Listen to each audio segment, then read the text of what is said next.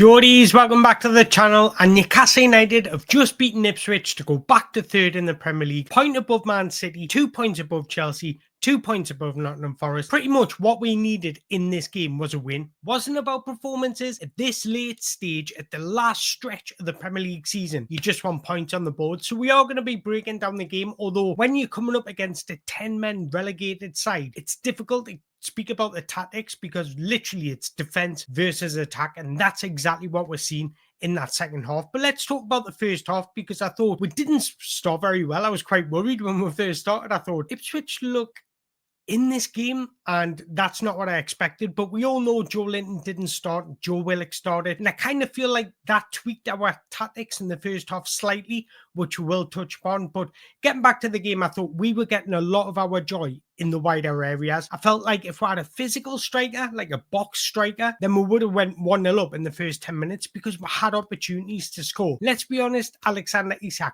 hasn't had his shooting boots on for quite some time now, so I thought that penalty come at a nice time for him. But Tino was getting him behind on the left, Murphy was getting him behind on the right and putting in some dangerous crosses, but nobody was on the end of them. This was happening time and time again. Ipswich was sitting so deep, it's so hard to break down a low block, but they couldn't have done that throughout the whole 90 minutes. In fact, they actually did.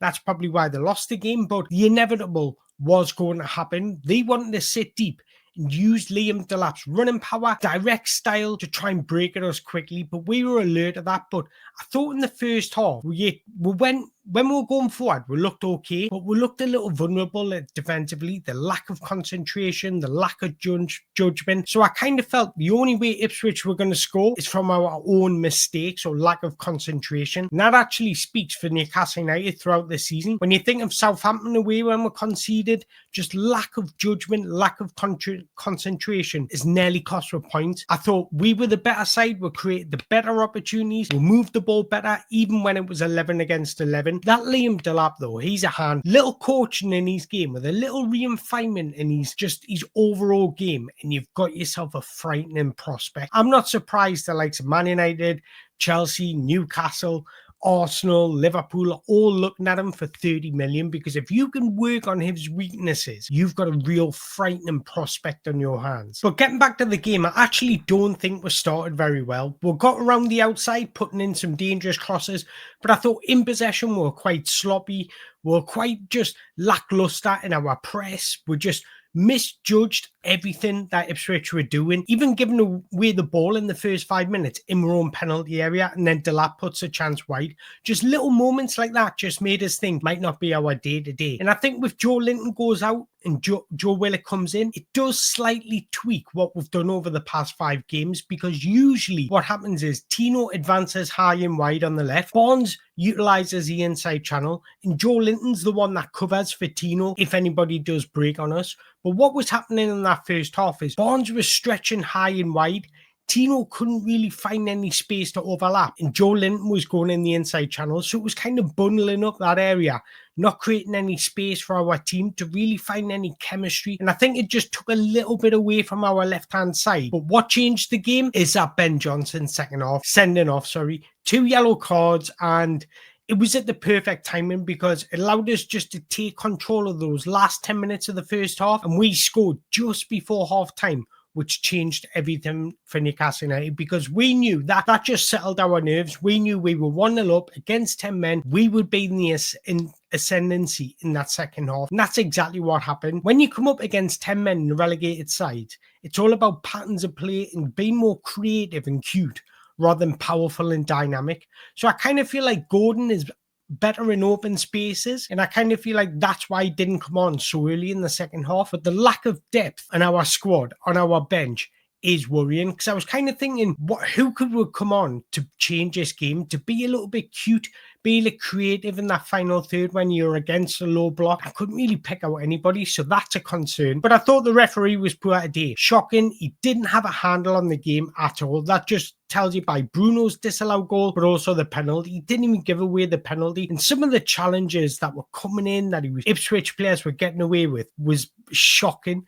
But I'm not here to talk about the referee, because Alexander Isak scored his 22nd Premier League goal of the season. And despite that, he hasn't been firing recently. So hopefully that'll give him the confidence in these final games. It's hard to break down a tactical game where it's literally defense versus attack. But by the way, please tell me, is there anything Sandro Tonali can't do? And I don't think there is. But I want to start by looking at that tactical thing that I was talking about. And as you can see here, you've got Harvey Barnes stretching the pitch.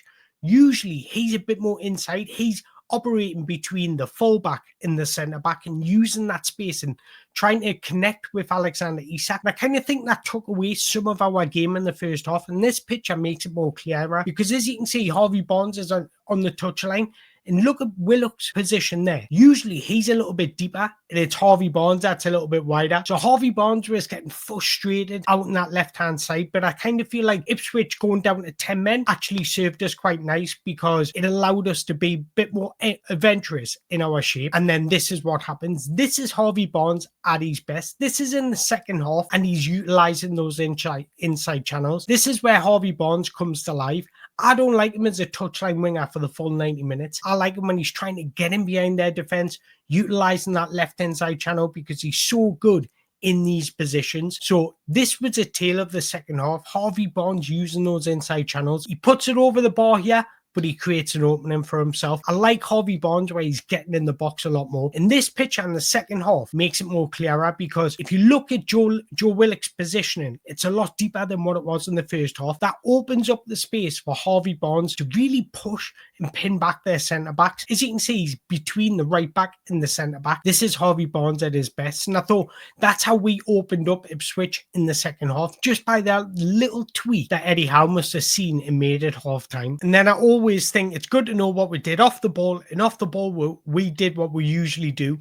Go to a man-to-man press. You can see Fabian Shaw closing in on Incincio, Murphy closing in on their left back, Tonali closing in on their centre midfielder, Bruno closing in on their centre back. Then you've got Alexander Isak in the space as well. So we're always in a man-to-man press, and I actually love it. I think it's my favourite way of defending, in my opinion. But I want to talk about Bruno's goal, because I kind of feel that goalkeepers get too much protection, because what did Bruno do wrong here? In fact, their defender actually pushed Bruno into the goalkeeper. So if anything, it's a foul on Bruno, in my opinion. I just don't actually think he did anything wrong. He didn't jump for the ball. He didn't really lean into the goalkeeper. Yes, there was contact, but it's a contact sport. The goalkeeper goes down too easily, and they get far too much protection. In my opinion, that's a goal, and then that completely changes the game. But in fact, it didn't really make a difference. If it had, I would have been absolutely fuming. But we all know Ben Johnson gets sent off after this, and then we win a penalty in a crucial moment just before halftime. That completely changes Eddie Howe's team talk. Now he says, go out there, dominate the game, manage the game extremely well. Don't get frustrated. We won't get flustered, because we kind of break them down, because we're already 1-0 up. So it was kind of comfortable in the second half. Actually, it was very comfortable. Ipswich did not threaten us at all in that second half. In fact, the only time they really threatened was in the opening 10-15 minutes, where they had a couple of half chances. But throughout that game, we absolutely dominated. Was it a complete performance? But I thought the players picked up as the game went on. They got better and better as the game went on. Trippier was much better, but you can argue that there was more space for them to do better. They weren't getting harried and pressed as much, because Ipswich are down to 10 men. But look, you've still got to beat what's in front of you, and we've certainly done that. Alexander Isak dispatched his penalty. Again, I don't think he's in his best form at the minute. He's slashing at chances. He's not really firing with any conviction when he's in the box. And you can see there's a slight knock on his confidence. So hopefully this penalty gives him his confidence back, because we've got 4 cup finals after this game, and they are massive. Champions League football's in our own destiny. Let's not concentrate on what others do. We win our home games, we get Champions League football. And then Big Dan Burn does what Big Dan Burn does and fires our second. He's an absolute unit. I was thinking Liam Delap's huge. Dan Burn was like a head above him when they were marking each other. He's absolutely enormous. So it was a lovely delivery and a clever delivery by Kieran Trippier, because he knows if he doesn't even need to put pace on the ball. If he just stands up that ball, that gives Dan Burn the best opportunity, because he's bigger than everybody else and he can rise above everybody. So it was an absolute beautiful delivery from Kieran Trippier. But I often don't like short corners. corners. Statistically, teams don't score very often from short corners, but I'm glad we did it because we always had the overload. We always had the man advantage, and we used that to our advantage in this corner. Lovely little play between Trippier and Murphy. They got their angles right, they got the way to pass right, and the delivery was absolutely gorgeous from Trippier. You might think it's just a standard delivery, but it's how he delivered it. Yes, normal players would just whip that in hard, low, trying to get some kind of deflection on it, but he stood it up at the far post because he knew Dan Burn is an absolute giant. And then once that goes in, we'll just see out the game comfortably. But I need to say that I don't think we're at our best at the minute. I think there's some lack of concentration. I think we're sloppy in possession. I think Bruno can improve a little bit. Just take more care of the ball, have a better ball appreciation. Sandro Tonali's just, I kind of criticize him, to be honest. I try to criticize him. I'm thinking, where can I look and think he needs to do better here? But he's just everywhere on the pitch. And do you want to know my favorite thing about today? William Osula making it 3-0. What a header that is. He's an absolute unit, William Osula. But I like this guy. There's something about him that I really, really like. He needs a lot of work. He's not the finished article. But I actually think he deserves more opportunities. There's something there with him. You can see he's got the profile. His profile's phenomenal. And then he's got the technical ability. He just needs his game intelligence. He's a way to blend into the team a little bit better. And then we've got a real prospect on our hand. What a header that is. That jump, the direction they got, the power he got in the header was absolutely phenomenal. Great win from the boys. Like I say, might not have been our best performance. We might have struggled against a better opposition. But look, I think we stooped down to their level, and I'm just happy we got these 3 points. And I kind of feel like that game, if we had been playing anybody else without Joe Linton today, we would have got beat. I think we were lucky we were coming up against Ipswich when we're in that reign of form, because we didn't look brilliant, mind. We really didn't look brilliant. And without that solidity and defensive presence from Joe Linton, we could have been done in transition moments. We're just lucky Ipswich had nothing to offer. Ipswich were terrible. I kind of feel like we need to improve next game. I'm happy that we won, and winning is all that matters at this stage of the season. But we do need a better performance when we play the likes of Chelsea at home, Brighton away. We need a better performance collectively. But hey, I'm sitting here a happy mango because we won the game.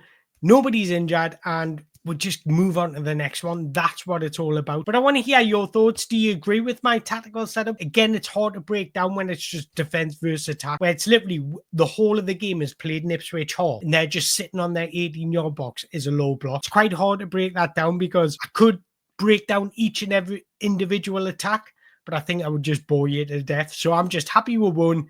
Alexander Isak scored. Big Dan Burn scored again. But I want to hear your thoughts. Are you concerned about our performance slightly, or are you not? Do you think it's just because we went down at their level a little bit? Because we need to be honest, we were a little bit sloppy in possession. Let me know your comments in the below. But until next time, happy we got the 3 points. Happy we were back up at the third. Let's get Champions League football. Away the lads.